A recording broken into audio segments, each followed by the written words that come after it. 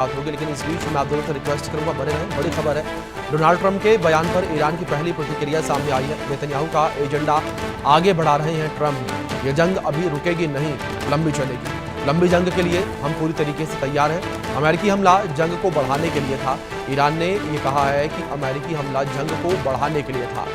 वहीं इस बीच जानकारी आप तक ये भी पहुंचा दें कि अमेरिकी हमले पर ईरानी परमाणु एजेंसी के प्रमुख का बयान सामने आया।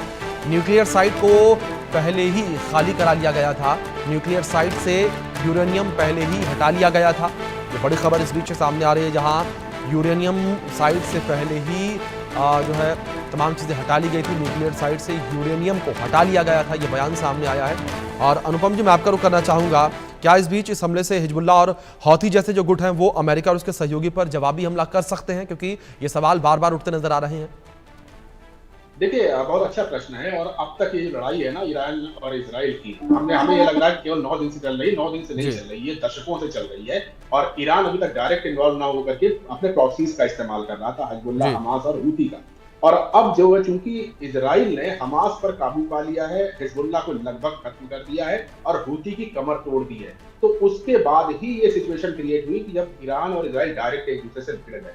तो जो आपका प्रश्न है कि ये प्रॉक्सीज क्या फिर से परेशान करते हैं, तो मुझे ऐसा नहीं लगता है, क्योंकि हिजबुल्लाह लगभग खत्म हो चुका है और हिजबुल्लाह की जो बची कुची ताकत थी, इजराइल उसको भी तोड़ रहा है।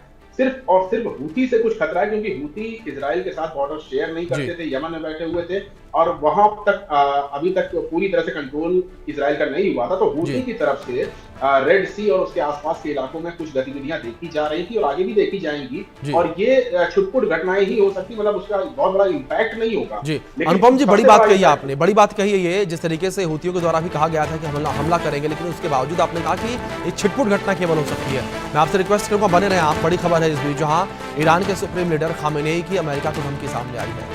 ईरान के कड़े जवाब का इंतजार करे अमेरिका, और अमेरिका को अब तक सबसे बड़ा जख्म मिलेगा। अब तक का सबसे बड़ा जख्म मिलने की बात खामेनेई ने कही है। कहा कि ऐसा जख्म देंगे जो कि अमेरिका को कभी नहीं मिला होगा। खामेनेई का ये बड़ा बयान सामने आया है। ये बड़ी खबर आप तक पहुंचा दी जो इस बीच सामने आ रही है। खामेनेई ने ये कहा कि अमेरिका को ऐसा जख्म देंगे जैसा जख्म अमेरिका को कभी नहीं मिला होगा। सहगल साहब, मैं आपका रुख करूंगा। और जिस तरीके से खामेनेई का बयान सामने आया और जिस तरीके की युद्ध की स्थितियां बनी हुई हैं, इस बीच लगातार ये भी कहा जा रहा है कि जो संघर्ष देखने को मिल रहा है ये तीसरे विश्व युद्ध की ओर बढ़ रहा है। क्या आपको ऐसा लगता है कि आज के समय में, इस आधुनिक समय में, जहां हर कोई अपने देश को बेहतर बनाने में लगा हुआ है, क्या जंग समाधान है? क्या वर्ल्ड वॉर 3 जैसी स्थितियां हो सकती हैं? तो हिंदुस्तान के प्रधानमंत्री का विषय कहते रहे कि आज के माहौल में जंग जो है किसी भी इशू का मसला नहीं जी, किसी इशू को सॉल्व नहीं कर सकता। अगर इशू को सॉल्व करना है तो डिप्लोमेसी एंड डायलॉग भी करना पड़ेगा। अमेरिका भी जानता है, इजराइल भी जानता है, ईरान भी जानता है। लेकिन अमेरिका ने और इजराइल ने बहुत बड़ी गलती की है। Never under estimate the strength of the enemy.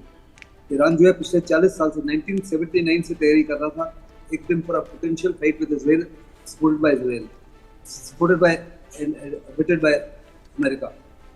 और इजराइल ने बहुत बड़ी गलती की, अंडर एस्टिमेट किया कि उसकी ताकत कितनी है। वास्तव में वो काफी से ज्यादा ताकत है और बड़े पैमाने पर वो अमेरिका को चोट पहुंचा सकते हैं। अमेरिका ने कोई भी जंग जो है 45 के बाद में जीता नहीं है।